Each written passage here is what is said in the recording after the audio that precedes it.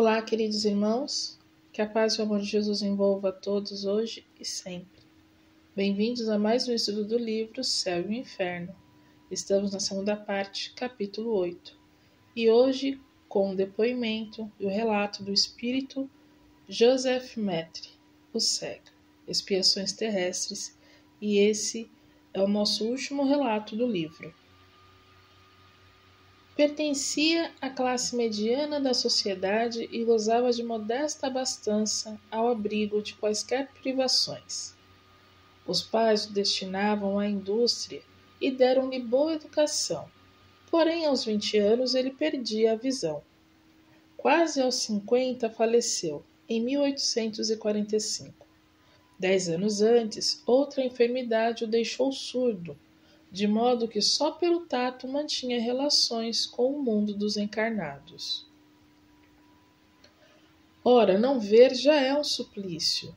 Não ver e não ouvir é duplicado suplício, principalmente para quem, depois de fruir as faculdades de tais sentidos, tiver de suportar essa dupla privação. Qual a causa de sorte tão cruel? Certo não era a sua última existência, sempre moldada numa conduta exemplar. Assim é que sempre foi bom filho, possuidor de caráter meigo e benévolo, e quando por cúmulo de infelicidade se viu privado da audição, aceitou resignado, sem um queixume esta prova. Pela sua conversação, pressentia-se na lucidez do seu espírito uma inteligência pouco comum. Pessoa que o conhecera, pretendendo receber instruções úteis, evocou-lhe o espírito e obteve a seguinte mensagem. Paris, 1863. 18 anos depois do seu desencarne. Ele diz: agradeço, meus amigos, o terdes lembrado de mim. Pode ser que tal se não desse independente da suposição de proveito da minha comunicação, mas ainda assim estou certo de que motivos sérios vos animam e eis por que com prazer atendo ao chamado, uma vez que por feliz me é permitido orientar-vos. Assim possa o meu exemplo avolumar as provas assaz numerosas que os Espíritos vos dão da justiça de Deus. Cego e surdo me conhecestes, e para logo vos propusestes saber a causa de tal destino. Eu vou-lo digo. Antes de tudo, importa dizer que era a segunda vez que eu expiava a privação da vista. Na minha precedente existência, em princípios do último século, fiquei cego aos 30 anos em decorrência de excessos de todo o gênero, que, arruinando-me a saúde, me enfraqueceram o organismo. Note-se que era já isso uma punição por abuso dos dons providenciais de que fora largamente cumulado. Em vez, porém, de me atribuir a causa original dessa enfermidade, entendi de acusar a providência, na qual, aliás, pouco cria. Excomunguei Deus, reneguei-o, acusei-o, acrescentando que, se caso existisse, deveria ser injusto e mau, por deixar assim penar as criaturas. Entretanto, eu deveria dar-me ainda por feliz, isento como estava de mendigar o pão, a feição de tantos outros míseros cegos como eu. Mas é que eu só pensava em mim, na privação de gozos que me impunham. Influenciado por ideias tais que o ceticismo mais exaltava, tornei-me frenético, exigente, insuportável aos que comigo privavam. Além disso, a vida era-me uma moto contínuo, pois que eu não pensava no futuro, uma quimera. Depois de esgotar baldamente os recursos da ciência e reputada impossível a cura, resolvi antecipar a morte. Suicidei-me. Que despertar então que foi o meu, imerso nas mesmas trevas da vida. Contudo, não tardou muito o reconhecimento da minha situação, da minha transferência para o mundo espiritual. Era um espírito, sim, porém cego. A vida de além-túmulo tornava-se-me, pois, a realidade. Procurei fugir-lhe, mas em vão. Envolvia-me o vácuo.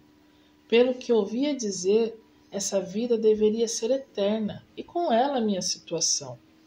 Ideia horrenda. Eu não sofria, mas impossível é descrever as angústias e tormentos espirituais experimentados. Quanto teriam eles durado? Ignoro, mas foi longo este tempo. Extenuado, fatigado, analisei-me e compreendi o ascendente de um poder superior que sobre mim atuava, e considerei que se essa potência podia oprimir-me, também poderia livrar-me, e implorei piedade. À proporção que orava e o fervor se me aumentava, alguém me dizia que a minha situação teria um termo. Por fim se fez a luz, e extremo foi o meu arroubo de alegria ao entrever as claridades celestes, distinguindo os espíritos que me rodeavam, sorrindo, benévolos, bem como os que, radiosos, flutuavam no espaço. Ao querer seguir-lhes os passos, força invisível me reteve. Foi então que um deles me disse: o Deus que negastes teve comiseração do teu arrependimento e permitiu-nos te dessemos a luz, mas tu só cedestes pelo sofrimento, pelo cansaço. Se queres participar desta felicidade aqui fruída, forçoso é provares a sinceridade do teu arrependimento, as boas disposições, recomeçando a prova terrestre em condições que te predisponham às mesmas faltas, porque esta nova provação deverá ser mais rude que a outra. Aceitei pressuroso, prometendo não mais falir. Assim voltei à terra, nas condições que sabeis. Não me foi difícil compreender a situação, porque eu não era mal por índole, revoltara-me contra Deus, e Deus me puniu. Reencarnei trazendo a fé inata, razão por que não murmurei, antes aceitei a dupla enfermidade resignado, como expiação que era, oriunda da soberana justiça. O insulamento dos meus derradeiros anos nada tinha de desesperador, porquanto me bafejava a fé no futuro e na misericórdia de Deus. Ademais, esse insulamento me foi proveitoso, porque durante a longa noite silenciosa a minha alma mais livremente se alçava ao eterno, entrevendo o infinito pelo pensamento. Quando por fim terminou o exílio, o mundo espiritual só me proporcionou esplendores, inefáveis gozos. O retrospecto ao passado faz que me julgue muito feliz relativamente, pelo que dou graças a Deus. Quando, porém, olho para o futuro, vejo a grande distância que ainda me separa da completa felicidade. Tendo já expiado, ainda me faltava reparar. A última encarnação só a mim aproveitou, pelo que espero recomeçar brevemente, por existência que me permita ser útil ao próximo, reparando por esse meio a inutilidade anterior. E só assim me adiantarei na boa senda, sempre franqueado aos espíritos possuídos de boa vontade. Amigos, eis aí a minha história. E se o meu exemplo puder esclarecer quaisquer dos meus irmãos encarnados, de modo a evitarem a má ação que pratiquei, terei por principiado o resgate da minha dívida. Joseph.